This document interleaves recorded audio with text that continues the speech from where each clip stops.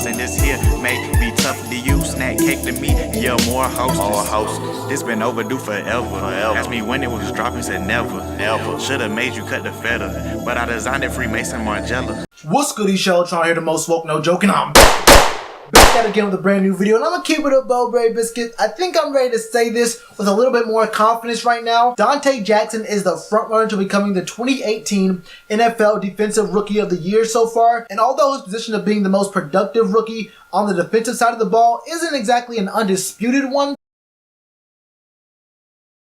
if he can just keep up what he's been doing so far for the first 8 games of the season into the second half of the season, he should have a pretty clear path to becoming the Defensive Rookie of the Year. I'll get into the potential guys who could make a claim to that a little bit later, but for right now, let's focus on Donte Jackson's stats so far in the season. Through 9 weeks, but 8 games for the Panthers, he has 4 interceptions, which not only leads the rookies this year, it also ties the lead with the whole league so far. So that's very impressive for a second round pick. He has 1 forced fumble, which also puts him in the lead in that category for rookies. He has 7 passes defended, which puts him at 2nd place. And he has 36 total tackles. And he has 36 combined tackles, which puts him in 13th place for rookies. But he's 6th amongst defensive backs as rookies. And there are some other guys who are mainly safeties, who are mainly used in, run stopping. And there's different schemes for their teams. So him primarily being a coverage guy and still being 6th amongst DBs is honestly a pretty solid place to be, and 13th overall when you consider there are defensive ends, defensive tackles, linebackers who are also rookies, obviously. Being 13th in tackles amongst all positions is a pretty good place to be as a coverage cornerback. Now, I did touch on how scheme can play a part in how these guys are getting tackles. Like, there's some safeties who just play up close to the line of scrimmage, they play in the box, and they're usually helping in run stopping and whatnot. And they even blitz their safeties a lot more. But for Donte Jackson, that's not even close to being the case. In fact, his kind of gameplay is so far away from that kind of description that it's not even funny. Now, for most people who watch the NFL, they focus more on what happens after the snap, meaning what's actually happening in the play. But if you're a Carolina Panthers fan and you actually watch these games going on, you'll notice that pre-snap, Donte Jackson is usually about 8 to 10, maybe even sometimes, 12 yards off the line of scrimmage, which may seem like a little bit of a shock because we see James Bradbury, our number 1 cornerback, covering the X-receiver of the opponent's team, usually playing in press coverage. James Bradbury might be a top 3 or 4, I want to say top 2 or 3, honestly, cornerback in the league in press coverage. He shuts down X-receivers on a weekly basis. Mike Evans, 1 catch for 13 or 16 yards this past week against the Buccaneers. He shut down Julio Jones of the Falcons. When we played the Bengals, AJ Green kind of got hurt and he wasn't in the game for a whole half, so it's kind of a wash. Now we played the Giants and OBJ got his production. He also got a pass touchdown of all things. OBJ beat up on Jalen Ramsey, probably the best cornerback in the league right now. So it's kind of a, look, you don't win every single matchup, but 3 out of 4 really ain't that bad.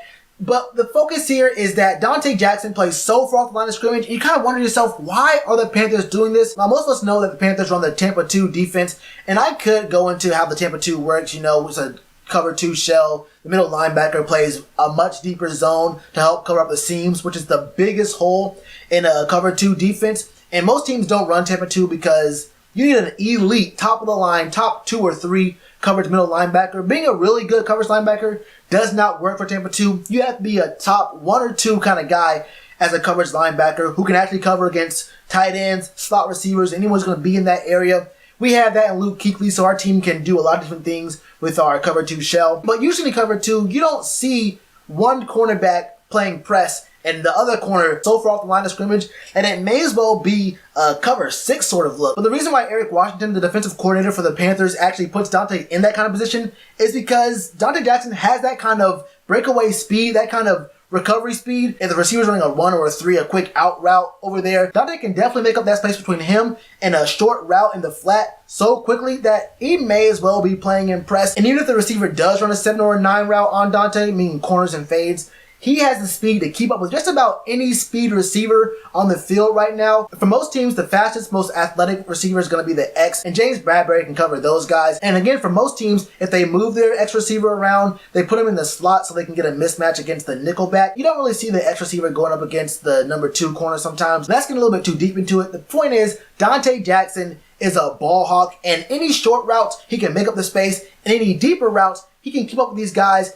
and that's where he usually gets his interceptions, on those fades and those deep corner routes. He can just find a way to stay with the receivers and then undercut that route and get up. We've been hearing about Donte Jackson's speed since the night he was drafted, but one thing that doesn't really get put into notice that much is Donte Jackson's vertical abilities. This man can hop up there with the best of them, and that's really one of the main reasons why he has 4 interceptions, but not very many, if any, return yards off receptions. He just skies the ball. He gets up and he grabs the ball out of the air and brings it down with him. These aren't interceptions off of bad throws from quarterbacks. He gets it in space. It falls into his breadbasket and he can return it. Donte is actually rising up and catching the balls at the high point and then coming down with the ball and then getting down immediately.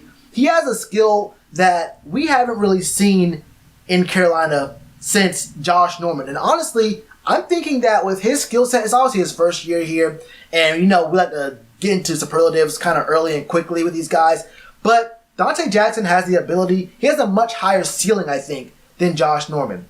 A little bit more muscle on him, maintain his speed, but it's a little bit wider of a frame, and I think he can become one of the better, maybe top 10, maybe 8-ish kind of cornerbacks in the league this year, maybe even going into next year. But let's not get ahead of ourselves. He has to keep up this kind of production into the second half of the year because there are some other guys who are kind of gunning for his position. I mean, guys like Jesse Bates, who have 60 combined tackles on the year, 3 interceptions, 7 passes defended, so he's not too far behind Donte Jackson. And then you have Denzel Ward, who only has 3 more combined tackles than Donte Jackson, but he also has 3 interceptions, 1 forced fumble, and 2 fumbles recovered. And that's a really big thing in itself. He's both a ball hawk with the ball in the air, and he finds himself around the ball when it's on the ground. This guy, Denzel Ward, for the Browns is really good. That Browns defense, that Browns secondary is a really good secondary. And those are all defensive backs. But there's one more guy. in the league who could make a claim and has the stats to almost back it up that he can become the Defensive Rookie of the Year, and that's Darius Leonard playing for the Colts right now. This man has 88 combined tackles, 4 sacks, 3 forced fumbles, and 2 fumbles recovered. That is ridiculous. It's almost mind-blowing what this guy is doing for the Indianapolis Colts. And when you think about the Colts, the first thing that comes to mind is, why am I thinking about the Colts right now? But the second thing that comes to mind is, are they going to even get 3 or 4 wins this season? I don't even know if they're going to crack 3, but 4 would be a win for them. If getting 4 wins for the Colts is a positive move for them right now, that's where their goal should be.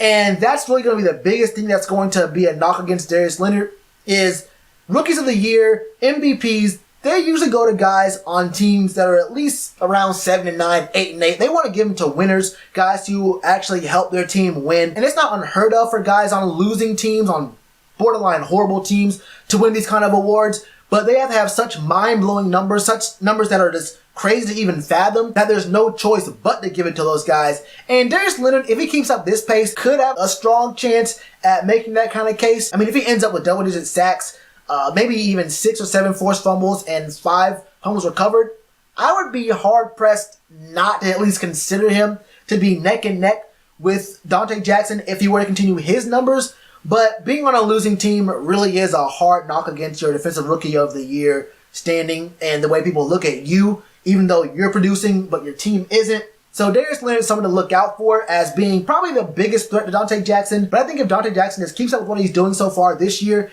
it should be a pretty clear path for him to win Defensive Rookie of the Year. And from now on, I'm going to start calling him D-Roy Jackson. Donte Jackson will be the Defensive Rookie of the Year.